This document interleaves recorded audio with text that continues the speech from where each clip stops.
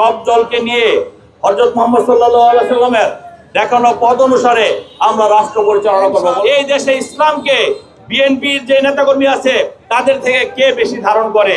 আমরা লেবাসদারি মুসলমান না। আমাদের নেতা জনাব তারেক রহমান বলেছেন, বিএনপির চেয়ারম্যান জনাব তারেক রহমান বলেছেন যে আমরা তাহাজ্জুদ পড়ে যাতে আমরা ভোট কেন্দ্রে চলে যাই। সেটা কেন বলেছেন? সেটা বলেছেন যে এই নির্বাচন নিয়ে অনেক ষড়যন্ত্র শুরু হয়েছে। এই নির্বাচনকে ভোটারদেরকে ভিন্ন খাতে নেওয়ার জন্য অনেক ইসলামিক দলগুলো অনেকভাবে তাদেরকে প্রভাবিত করার চেষ্টা করছে। আমরা কি ইসলামের কোনো ভুল ব্যাখ্যায় আমরা কি কোনো ইসলামের কোনো ভুল অপব্যাখ্যায় আমরা কি প্রলোভিত হব? আমরা কি ইসলামের কোনো ভুল ব্যাখ্যায় আমরা কি মানুষকে বিশ্বাস করব? আমরা উপর আল্লাহকে বিশ্বাস করি, কোরআন হাদিসকে বিশ্বাস করি। আমরা মুসলমানের ঘরের সন্তান হিসাবে আমরা কোরআন হাদিসকে সর্বোচ্চ গুরুত্ব দিয়ে আমরা ইসলাম ধর্ম পালন করি। বিএনপি সর্বোচ্চ গুরুত্ব দিয়ে ইসলামকে সর্বোচ্চ গুরুত্ব দিয়ে দেশের অতীতে শাসনভার চালিয়েছে। আমাদের নেতা জনাব তারেক রহমান স্পষ্ট বলেছে,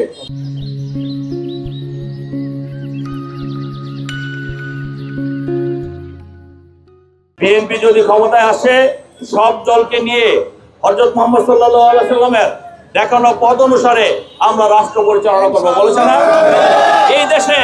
এই দেশে ইসলামকে বিএনপির যে নেতাকর্মী আছে তাদের থেকে কে বেশি ধারণ করে? আমরা লেবাসদারি মুসলমান না। আমরা লেবাসদারি মুসলমান না, আমরা পালনকারী মুসলমান ইনশাআল্লাহ।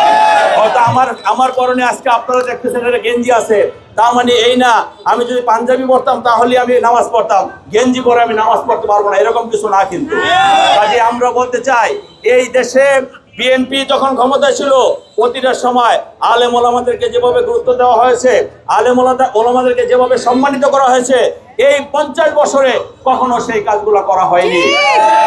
গত সময় আপনারা দেখেছেন আলেম ওলামাদেরকে কিভাবে জেল খাটিয়েছে। আমরা এখানে সবাই জেলে ছিলাম, জেলখানায় বাংলাদেশের প্রতিটি বড় বড় আলেম ওলামাদের সাথে আমাদের জেলখানায় দেখা হয়েছে। তাদের সাথে তো আমাদের জেলখানায় দেখা হওয়ার কথা না, তাদের সাথে দেখা হওয়ার কথা কোথায়? মসজিদে দেখা হওয়ার কথা, মাদ্রাসায় দেখা হওয়ার কথা, ওয়াজে দেখা হওয়ার কথা, ইসলামিক কোনো জলসায় দেখা হওয়ার কথা। কিন্তু আমরা কিন্তু সেখানে দেখা হয় না, আমাদের দেখা হয়েছে আমাদের দখল করা হয়েছে, আমাদের দেখা হয়েছে জেলখানায়। কাজে আমরা মনে করি আমরা এই সমাজে বসবাস করি, সকল ধর্ম বর্ণের মানুষের সমাজে বসবাস করে মানুষের কল্যাণের জন্য। কে মুসলিম, কে হিন্দু, কে বৌদ্ধ, কে খ্রিস্টান, আমরা সেটা দেখবো না। আমরা সামাজিক কল্যাণের জন্য, সমাজের কল্যাণের জন্য আমরা মানুষ, সবার উপরে মানুষ সত্য, তার উপরে নাই। এই বক্তব্যকে ধারণ করে আমরা আগামী দিনে মানুষের সাথে থেকে মানুষকে সেবা দেওয়ার চেষ্টা করবো ইনশাআল্লাহ।